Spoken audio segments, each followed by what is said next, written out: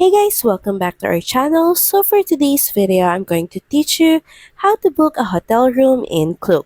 So first head over and launch your Klook app and make sure that you're logged into your account. Next, click on hotels. Then use the search bar to search for a specific city or location where you may want to stay.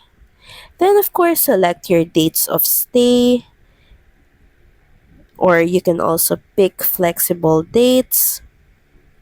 Then click on the confirm button. Next is of course choose the number of guests, adults, children, and rooms that you would like to book. Then click on confirm. Lastly, click on search. Now here you can see a list of all the hotel rooms available depending on your search filter, and you can also see their prices. Click on the specific listing to view more details. And from here, you can choose your bed size and if breakfast included. Then you can also see the price and simply click on the book button. Next is add in your check-in info, of course your guest information such as your name and of course your contact information.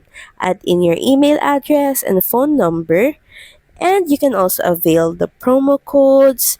Then lastly is your payment method. You have here the option to pay later. You can also pay it now and add in your card or PayPal details. Then lastly is click on the Pay Now button to confirm your booking. So that's pretty much it. Thank you very much for watching this video and I'll see you again on the next one. Bye!